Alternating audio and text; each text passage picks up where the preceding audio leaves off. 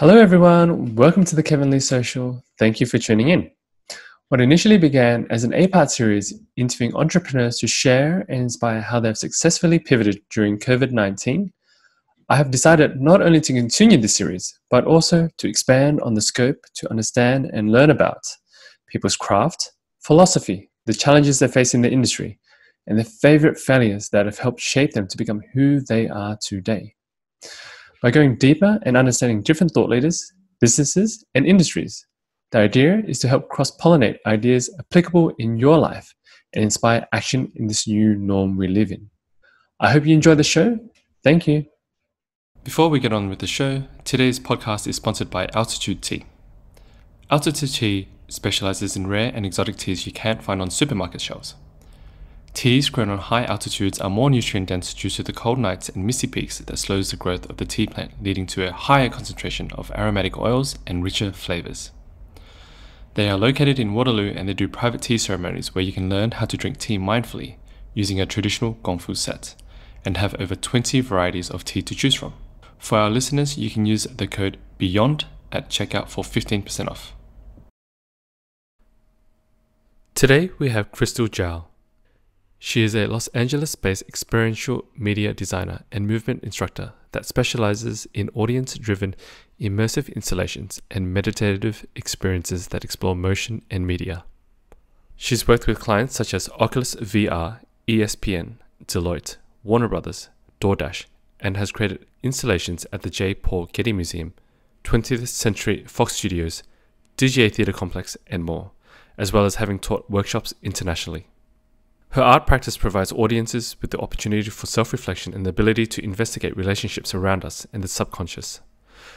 She is currently developing new immersive experiences by cross-pollinating her movement practices, wellness data, and meditation with media and interactive technology. She received a Bachelor of Fine Arts degree in Experiential Animation from the California Institute of Arts and a Master of Fine Arts degree in Animation and Digital Arts from the University of Southern California. Everyone, please help me welcome Crystal Jow. Hey Crystal, how are you doing today? I'm doing pretty well, thank you. Thank you so much for coming on. I've actually been, is probably not the right word, digitally stalking you in terms of your artwork because you do amazing work, and I've been following your work online. And then when I joined HQ Pro, an online program, and then realized that you were essentially a community moderator or community leader there. And then I thought, oh wow, this is an awesome opportunity to connect with you further. So thank you for taking the time. I'm flattered. Thank you so much. I wanted to start off with your bio. It shares that you are an experiential media designer and movement instructor that specializes in audience-driven immersive installations and meditative experiences that explore motion, with a focus on developing new immersive experiences by cross-pollinating her movement practices, wellness data, and meditation with media and interactive technology. Wow. Okay. I'd like to just break that down into two parts. Firstly, can you share with the audience what an experiential media designer is and what they aim to deliver? A good question. It has a lot of different terminologies like new media or mixed media artists who really aims to create experiences and memories for the audience. I think that's the straightforward way I could explain it. Yeah, I've been hearing that term a lot lately. Actually, new media art. A lot of artists are hashtagging new media art, and then it's, oh, okay, what is this term?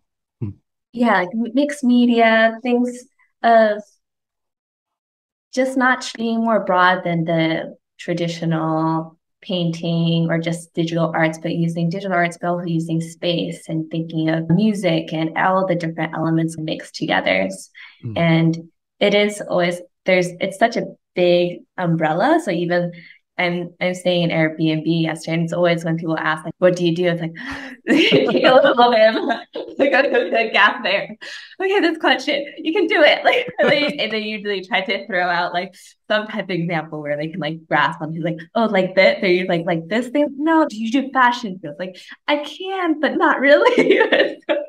And whenever I meet someone who do something similar to what I do, I ask them like, what do you say your title is? What do you describe it? And they usually, and like people who've been doing it for years, to people starting out, they're like, code art, installations. Yes, It's yes. because yeah, yes, it is still it's like new, but not new in a way that it's I think it's oftentimes we're in the background of things. We're not the actors, we're the ones it's when it's done, you're not noticing it as much. So it's when you experience it, you don't think about how it's made. And I guess in a way that means it's successful. Just let us do the figuring that part out. Yes. It reminds me of this question that you posed in the Facebook private group. And it was something along the lines of, how do you brand yourself or something like that? And it's like, when you're reading through the answers, it's, oh, everyone has a really different perspective. Or, and some are just like, oh, I'm not too sure. I just say I'm this or I'm that. And, or I only go through recommendations or something like that along those lines. Yeah, yeah. And I had an animation background, and I remember one professor would say that animators are like shy actors. And I Mm. guess in a way, designers or even in working as experiential media designer, it feels like I like also still like a shy actor. Hmm. I never thought of that. Actually, it does make sense when you bring that up. And so, where did the focus on movement practices, wellness, and meditation come from? How did that come Yeah. about? I've always been drawn to deeper thinking of consciousness, probably having my grandparents being Buddhists in Taiwan and having the idea of reincarnation and some of that teaching carrying on. Yet I really dived deeper into mindfulness in mental and physical forms in undergrad. I took a class on different cultures' perspectives on death and the few years later, my grandfather passed away, and that gave a lot of deep questions for me on my spirituality and purpose. And I started meditating in 2016, and I do a daily Mm. morning meditation every day since. And also around the same time, I got really into my physical asana yoga practice and did yoga trainings and it was teaching for about 4 years. And it was really like an outlet for me to have a balance and working in art and technology. We're often on the computer a lot, staring at a screen. So it's good to have that kind of balance for myself, but also something I can share to others. Firstly, sorry to hear, and thank you for sharing about your grandfather's story. And I can only imagine what kind of impact that may have had on you at a younger age. I'm really big on meditation myself. I guide breathwork and meditation practices on a weekly basis. It's a very fascinating area for me because I like to go down the neurofeedback side of it and understand the science of it as well. And it's interesting to try to bring the meditation and the spirituality into the art side. I think it's very interesting. And some people have tried to do it before and in different ways. Like one of the artists that I've interviewed before, Bora Identu, he did one where they connected an EEG kind of headband. And then as the person experienced different emotions, or for example, they might consider a gratitude practice. And then because of the bandwidth of different brainwaves, it would then paint a certain generative art as it goes through. And so everyone would have essentially have their minds painted out when they experience anger or love and gratitude. And so I think it's quite a beautiful thing. And you can get very deep with it in terms of thinking Mm-hmm. about how to express something. Yeah, and also like data visualization in this field, you're you're trying to give a look or a image to what is the invisible. And that's the in between of artists of trying to communicate that, like even in different fields of artists working, like scientists aren't always the best at communicating. You have the artist kind of being the bridge, the like, translator of trying to express that in a way that can impact people in different light. Yes, that's the word, data visualization. I see more and more of that now, I guess because of famous artists like Rafik Anadol. He's just blowing it Mm-hmm. up in terms of data visualization work. Um, but I think it's very fascinating. And I love how you put it, turning the invisible into a visible space. using that. And since we're on the topic of adding spirituality in your work, I like to dive into one of your projects quickly. It was titled Zest. And just for the audience, the blurb for it is Zest is a visual music piece that explores themes of balance and self-healing. Zest is influenced with traditional Tai Chi movements. In the piece, one follows a shadow character trying to harness energy from purple gems. The color purple is often associated with spirituality, wisdom, mystery, and peace. And the music was by Mochi Robinson. If it's possible, can we unpack this project a little so the audience can understand the level of thought, planning, and resources required to create such an immersive performance? Sure. So Zest was really my first more immersive personal project. It was done, I believe, in 2017. And when I do a personal project, it is really personal. I try to use it as a form of self-therapy where also during the process trying to work up and dissect something that's been in my mind. And I made Zest while I was still in graduate school in University of Southern California. And during the same time, my mom was diagnosed with lung cancer. And she was lucky she caught it early, lucky, because she never smoked a day in her life. So it was something that was a big surprise for everyone. And she's really my rock. And having that and seeing her being very strong about it, we started, but she's also always on the go. And I really wanted to have her to slow down and think about her mental health too. And we started taking private Tai Chi classes together. And that was going through that and also trying to process of understanding what's everything is going on because everything externally felt like it was good. Like it was a time where I felt very stable in my relationships in school, but then feel like internally we are all dying, we're all aging. And then Zest was something that was kind of manifested in that, applying the physical teaching, but also coping with my mom's illness and what it means in a higher, broader sense. That was quite deep in terms of layers.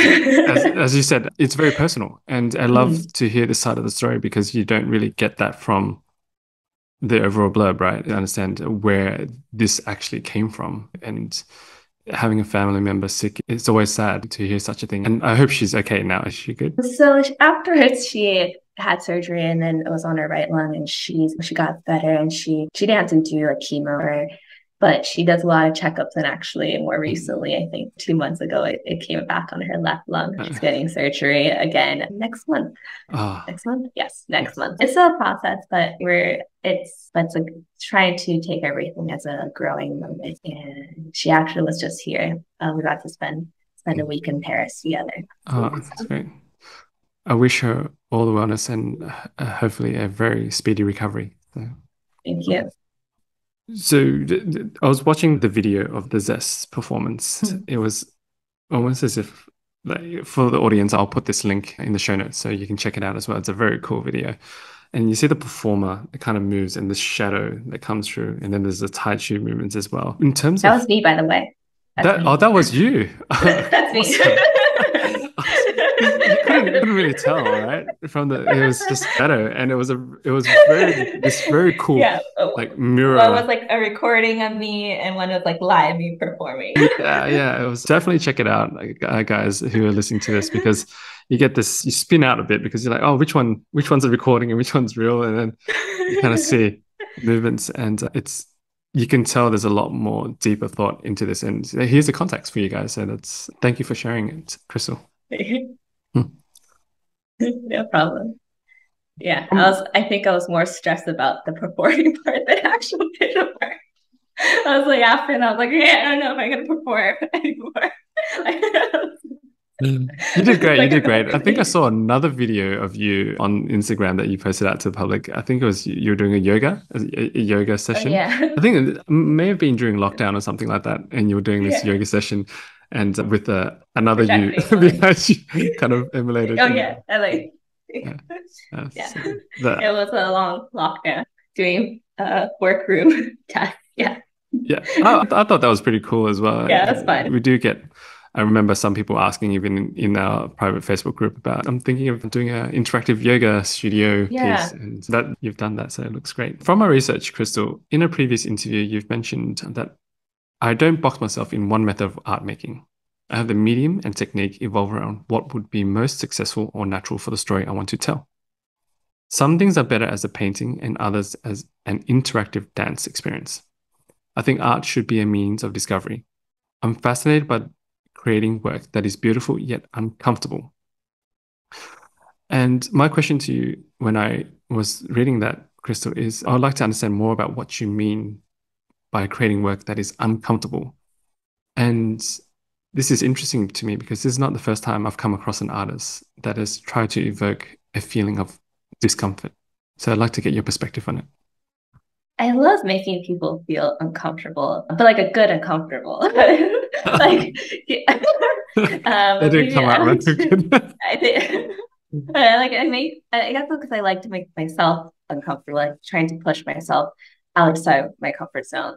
Example, trying to different mediums, trying doing different things that I don't usually enjoy, and try to get more into like, why do I enjoy it? I mentioned to you before in a previous email how like I never thought of myself as going to be a digital artist. Thought I was going to do like traditional illustration, and had an oil painting background, and even like my essay for going to art school was that digital art, fake art. And then I feel like I had the belief like, this is not my medium, this is not my medium, but thinking like, do I say this is not my medium?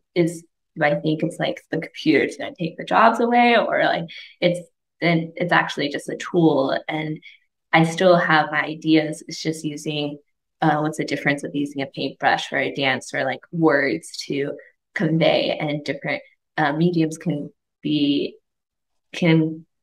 are good for different things.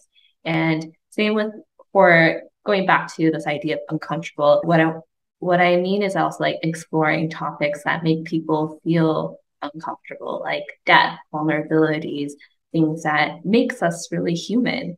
And I personally don't gravitate towards like political art, but subjects of what makes us feel insecure and sure is scary, but also quite fascinating to me. I always avoid running. I'm not a runner, and I just run for. And then more recently, I'm gonna try running outside. I can like this morning, it's my third outdoor run, and I'm like just trying to make it where I feel like I don't hate it. Just get into the comfortable place and just stay there, like physically and also mentally. Like, facing that uncomfort until it becomes comfortable. Yeah, and maybe I'll enjoy it, or I can say I gave it a go, and I can honestly say it's not a fear thing. It's just I, I don't like it. Understand. Yeah, but also, yeah. And I think I said the course of having the different perspectives on death course I took in undergrad, and seeing how different cultures, some are more death accepting and some are more death denying. Like Mexico celebrating Day of the Dead, they like celebrate it. Whereas like in the United States, if someone dies, it's like you give it to someone, it's as if something gross, it's yucky, and then even you embalm it, you put it in a casket that's like airtight, and as if you still want to preserve it, and you don't, it's like a separation thing, and trying to see why is that make us feel so uneasy, and the deeper part of that. I think it is a very confronting topic, like death. And I think the piece that you created related to that topic, was it called Hush? Was it? Yeah, that's right. And it reminded me of another artist that I had interviewed previously, Motomichi Nakamura, who's based in New York. And a lot of his work was based on evoking fear and discomfort as well. And it was also something that he brought across, that it's a very natural emotion that people need to face, and that's something that needs to be brought up as well. And I wanted to hear about your perspective on using topics that creates discomfort. And yeah. And I think in different times and periods, there's different kind of subjects are brewing. Like the last 2 years, a lot of for me now is more on time and space, physical location and time. And it is definitely also influence of having COVID where we are in this limbo, but also thinking that maybe we're supposed to be in different places and locations in certain times. And what were the chances of you meeting someone and intersecting in this location, this time, and playing with that idea has been like a thesis of mine lately. Do you believe in destiny? I I don't know the word destiny, but I guess in certain ways I feel that the universe sometimes do show you things and it can't be really planned. That's it. I just wanted to ask. Since we were talking about coincidences and not coincidence, like different point in time, people intersecting essentially. Yeah, because I love traveling, and then it's also what I love traveling is just like discovering. And sometimes I just walk into a park and just take my breath away, and just like have a moment like, wow, I couldn't have planned this. Like this is just something that just happens, or you meet someone, you're like, wow. And then that moment goes on and it just keeps going on your way. And that one moment, you can't have it back, but it's also nice and beautiful in that way too. And just from hearing what you were saying, I think it takes quite a level of awareness as well to be present and to take in and describe such moments. Not often people do pause and look at the beauty of that certain situation and go, wow. It always requires so much stimulus these days for people to go, oh, that's awesome. But to see even a simple situation that you've mentioned, it really does show your level of awareness and being able to be present. Crystal, since you did mention COVID, it perfectly segues into one of my next questions. And with what's happened over the past 2 years and still going, the COVID pandemic, how are you currently managing your projects, or how did you maneuver around this challenge? Did it impact you? Oh man, the beginning of COVID was real. I rely on live events, and beginning of COVID, live events wasn't a thing. So it really brought in question of my whole career can exist. Luckily, I do have a background in animation illustration, and even though nowadays I don't really get much joy in doing pre-rendered animation, at least I had that. And after I would say a year of the pandemic, like early 2021, work really picked up, and I was lucky that I kind of just flowed, and it's been amazing since then. Yeah, it does worry me sometimes, like it's of knowing that there nothing you the future can't in a way always be planned, but a silver lining of COVID is the culture of working remote and being able to have that, because now most I'm usually based in Los Angeles, but most people who I work with aren't in the West Coast, and being able to do projects across the country or in different countries, it's been a real blessing. And I was new personally, I don't work very well in a 9 to 5 office job, and being able to do my own schedule and go travel, but also working has been really amazing, though good and bad, and just working with what I got. Yes, that's the, as you mentioned, that's the silver lining there. And even relatable in terms of my silver lining with COVID was this podcast. During lockdown, there's not much you can do, and you still crave connection. And I just thought, let's give it a go. And 2 years later, still doing it. So That's amazing. been, Yeah, got connected with certain friends I lost contact with during COVID, and having like weekly conversations that got really real, and more that is something that we wouldn't have been able to have, and so it wasn't for this circumstances. and so are you now, you mentioned that you're in Paris. So are you working on projects there, or you? just traveling and Yeah, then. I'm traveling and working remote. Yeah. So I was first in Italy. I was doing a art residency in Italy, and then I traveled for 2 weeks after it in Italy. And then I think it was a very expansive trip and also a practice of non-attachments in a way. Like my luggage was lost the first few days, and our residency was in a village, so I had no clothes for 3 days, and like I had Oh to ask man. another artist to bring me underwear. Like I was like borrowed like villagers' clothes. Like it was like really remote village. There's zero restaurants. It's not like it's like I went to cook every day, and like only 1 day or 2 days a week we can get fresh produce. Like Wow. and and then once I got to Rome, my passport got stolen. Oh. But in going back to the park, of just feeling so grateful, like I was coming out of the U.S. embassy and walking to another location, and then passing by this park, and then it was so beautiful, and I saw this like nice overlook of the city, and I just started crying. I was like, if my passport wasn't stolen, I would have found it this beautiful park.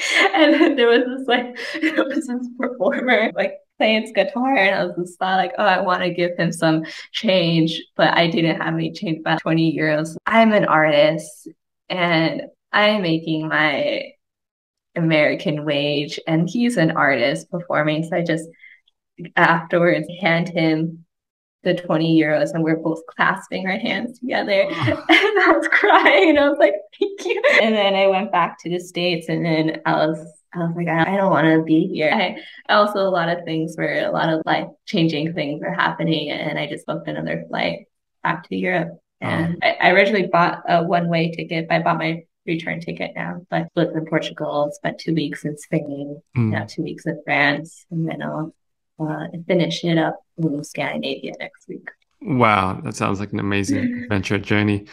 I'm so sorry to hear about all the trials and tribulations, but it sounds. And also I didn't know that when I went to I got a temporary passport, and I didn't know a temporary passport is only good to return home.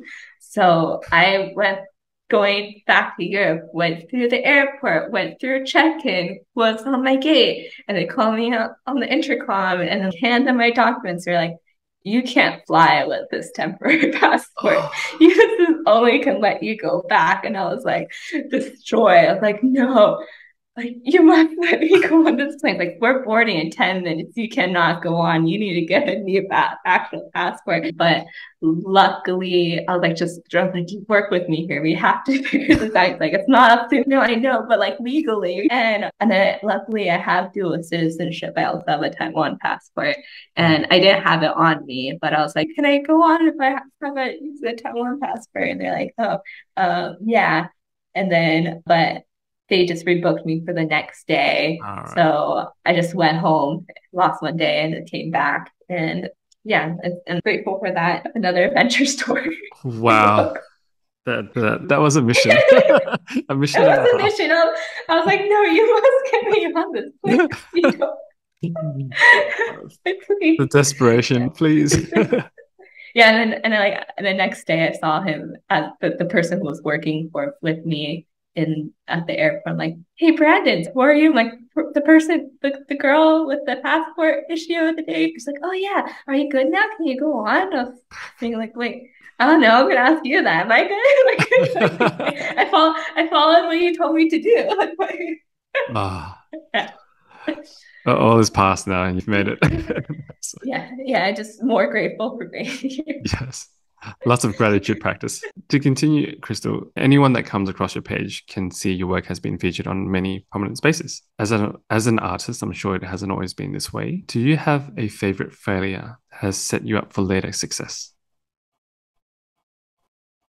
Have so many rejections before, like ghosting, projects falling out, application rejections, so much, especially during the beginning of COVID. I think being accepting of reflections and rejections and not having that be too personal is like a muscle. Mm. And I don't I have done so much. Albers, he's like my mentor. He like have me do like cold emails asking like museums or festivals if like my skills can be useful in pitching projects.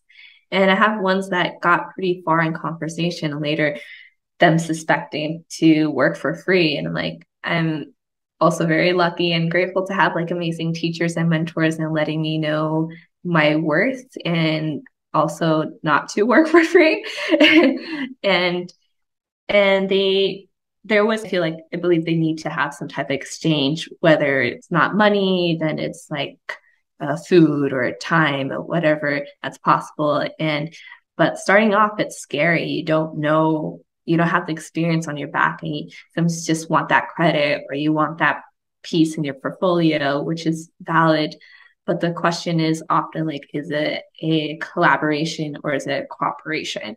And it took me a long time to feel comfortable for asking to be paid for something reasonable. And it's something I think is similar with like artists and even like in the yoga industry, because it's something that we enjoy doing. We fear to ask for money for it. And if you have an equal part and it's a passion project and something that you work towards, and it's understandable that it's not having, that's something different. But if you're providing skill with no return, you're also setting a low standard. You're setting a low standard, not for just for yourself, but also for the industry and the people after you. And it doesn't. And I think it's something that needs to be taught more. It's something that I wasn't really taught during school, and something that's often an uncomfortable topic of asking for your worth and your value for your work. I think that's some really wise words for creatives in general, like not just artists, to know your worth. And I think you're very lucky to have, as you said, your mentors to guide you in that way, because so many people run into that issue, right? Should I just take it, and should I just bite my lip and just do it for free so that I can get that experience or portfolio under my belt and then work on it later? And it's at what point do I start asking for money and not really understanding their worth? And another point that you brought up as well is that you then also set the standard for the rest of the industry as well, which is a very key point, that sometimes they don't realize the impact is actually greater than themselves. Yeah. Yeah. And so even like it's in the beginning kind of scary. What's your rate or what's the budget? And then you're afraid that you say something and they'll laugh at you or something. But it is, you just have to stand true to yourself. Like, this is what I'm worth. And if you don't take it, you're like, okay, that you're going to walk away. Yeah. And since we're on that topic, I don't know if you're able to share, but do you have any tips for creatives or artists to understand their worth? And I know it's very different. Like, obviously, your experience, what skill sets you have, what you have on offer. So, any general guiding principles, if there's any? I have like spreadsheets of understand like breaking up in different parts of how really calculating how long it would take you to do the work. And from there, if you break it up, then how much per hour, how much per day do you think you want to put that number to? And it could be a range. And it's also good to ask other people who are more experienced or us, what is their day rate? What is their hourly rate?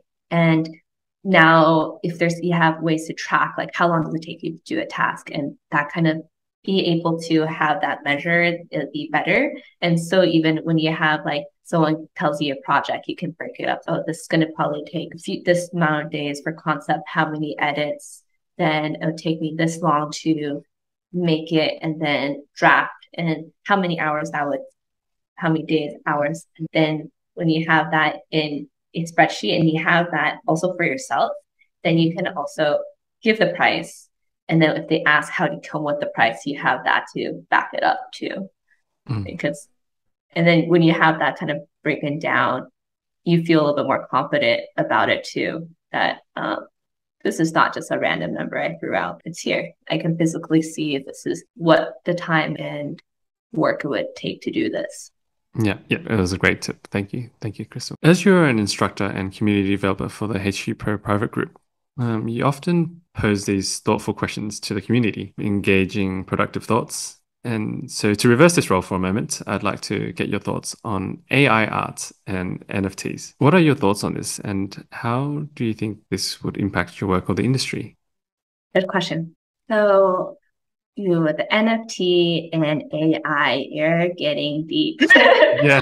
My perspective on NFT is different from AI right now. I'll start with NFT. I'm personally not into the wagon, but I'm not fully against it. If you ask me, hey, like, will you ever make an NFT? I won't say no, but I won't put all my stress and value onto it. I think it's really turns me away is like the intense crypto NFT people I do that is very present.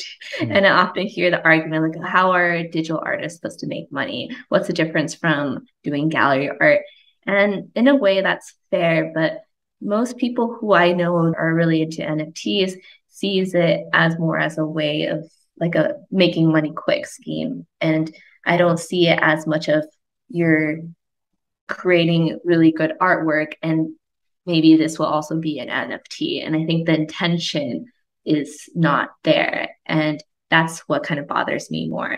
And it feels in a way it can get to where it's a bit like a pyramid scheme. And at certain points, it's a lot. And even knowing now, like going to a lot of tech conventions, going South by Southwest or currently, it's all NFT stuff, but you don't really see as much installations, but maybe like monitors showing NFTs. And maybe that's the landscapes of this industry is changing, but it is, I think there's in a way that needs a little bit more balance for Mm. that.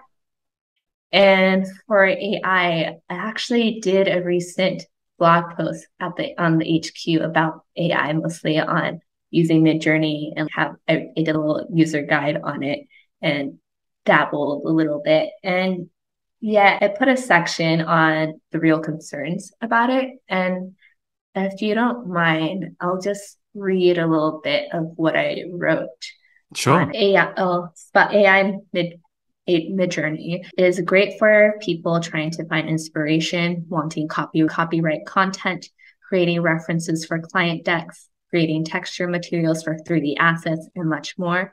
And later it said, AI has been there for decades, yet the use of AI is expanding into more diverse pool of industries. Questions of ethics, authorship, copyrights, and ownership of creative content will still need to be explored. Having AI replace jobs is a genuine concern. There are agencies replacing concept art teams with Midjourney. It will be a shift in the landscape of creative industries. Where will the future hold that? We will have to wait and see. Mm. And that pretty much sums up how I feel of it. Yeah, it's really, yeah, it is a great tool for inspiration for creating content. Yeah, but it's still so early, so we don't know where it'll branch to, and it's just, yeah, we just have to wait and hope or see how it'll evolve. Yeah, I'm with you on both ideas. There's so much hype about NFTs. At the same time, it's not Mm-hmm. something you can ignore. You still want to understand, okay, what's the technology behind this? What's the base behind this? Where is it heading to? And obviously, that's all come crashing down as of recent times. And it was so much of a bubble. And it's, but it's not forever gone. Like, that's something that eventually, possibly, you never know how it would change the industry as a whole. Its underlying technology does make a lot of sense, but how that will roll out with utility, we'll see how we go. And in terms of AI art, have been playing around with it as well, like Midjourney and DALL-E too, and it's pretty fun. Like, Yeah, you're on Dolly. You got it, kind of. yeah, I got invited. Yeah, Oh, lucky you. You're fancy. yeah, I got invited. I got invited, DALL-E too. Um, Mm. and it's not the be all end all. It's like, but it's just fun for inspiration and how you can play around with it. Like I did a really shitty TikTok video the other day, and it was just, and I'm also in the hospitality scene. It's, I'll look up a list of cocktail ingredients and then I'll see what's trendy and in season. And I picked out a few ingredients and then I fed that into DALL-E and Midjourney, and it produced a couple of images of cocktails for me. Oh, okay. It took a couple of revisions and I was like, oh, that looks pretty damn good as a cocktail. And then use that to then create a real life version of that cocktail, and it was pretty fun. I gotta say, quite enjoyed that Yeah. process. Yeah. I'm also feel like something I'm very excited to try and play with this back and forth of digital back to analog, back to digital. As thinking, example, like, oh, I want to do some 3D printing stuff, sculptures, but what if actually I do like physical sculpture and LiDAR scan that to digital and then going back and forth on doing textures that's generated with AI and then painting that, yeah, it's having this like feedback of things, and then kind of you're doing that with a cocktail. Here are these ingredients, feeding it back, feeding it digitally and feeding it back to the physical. And it's interesting, and like it's in a way it's like a dance we're having with technology. And as you mentioned before, it's I think it's great as a tool, right? It's a Mm-hmm. tool that we use to develop our work in whatever shape or form that may be. As and but how that will unfold, as you said, we're gonna wait and see, because there's a lot of ethics and copyright issues and stuff that needs to be discussed. Who Yeah. owns that piece then, or if you release that and so on? It's is it It's like, yeah, yeah, it's lots of a gray really your area. art. Like you made it because you came up with 5 words. Yeah, yeah, and it's But based off everyone else's work, kind of thing. But look, yeah. I was listening to this nerd rant by I forgot which channel is it on YouTube, but they do all these tutorials on Houdini and Redshift and all that stuff.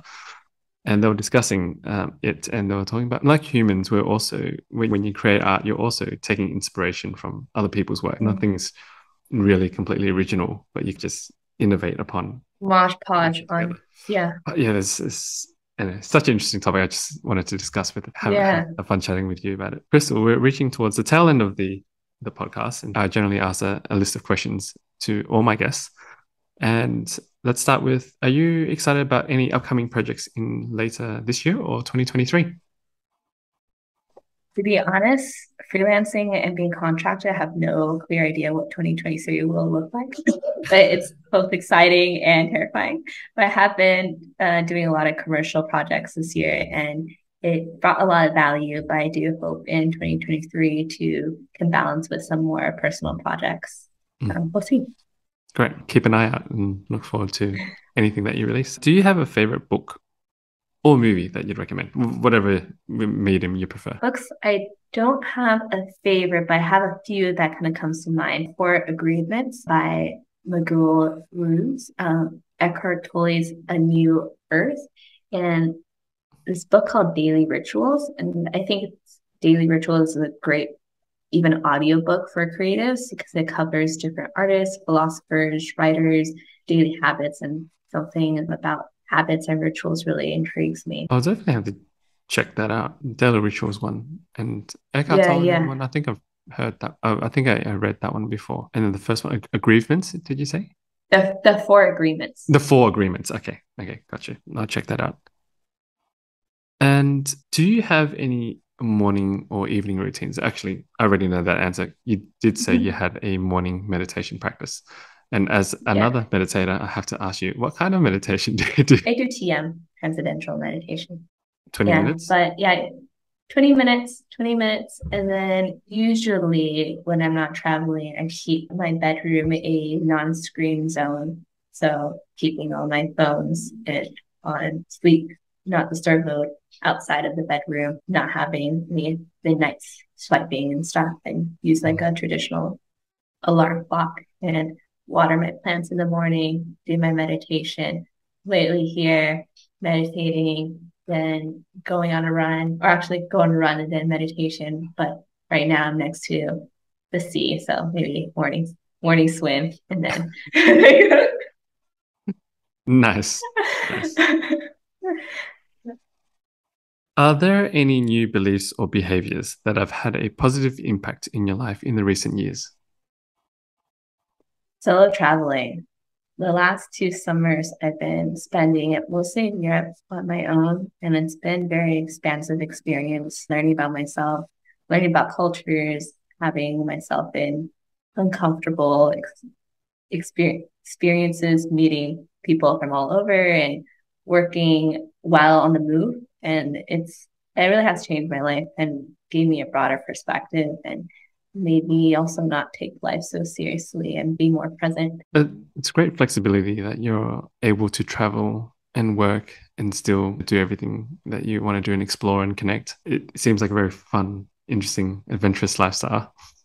Yeah, even when I came back to Europe, like I just have a carry-on in my backpack and just like trying to be as nomadic, but just cycling the same 5 dresses like every other day. But yeah, I was like, okay, do I want this? I need to get rid of it. Yeah, I think it reminds me of this podcast that I was listening to recently, and it's a thing. Some people would just travel absolutely minimal, and then for example, they would just wear what they have and maybe one extra backup. They would go there and they would go to an op shop and then buy, get secondhand clothes if they really needed to, and then they would wash it and then just give it back to the op shop, and so that they just always giving back. So you're not there's no waste and there's no extra material. Yeah, and I guess like, going back to like trying to learn from like seeing what is the lesson of different things. And I first going to Italy and then my luggage getting lost along the way, but also I had equipment and doing a project. So I had to kind of have have a bigger luggage, you know? And so like, okay, now I'm not even gonna check my bag. I'm gonna just have a carry-on and just like go for 2 months on this, like just have to wash everything all the time. But Albers was on the road for 8 years and he just has a duffel that he makes. He made himself. Wow, that's next level. That's next level. I still wanna look good. He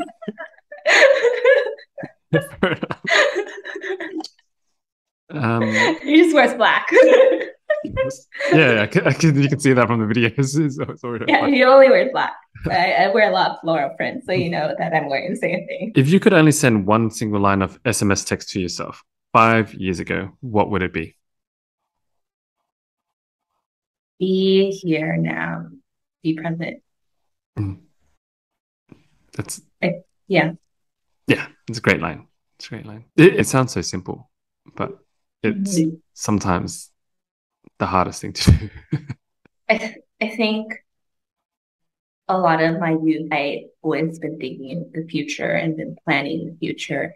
And I personally feel like I'm entering this new chapter in my life and reflecting how I'm so grateful to experience and people that along the way.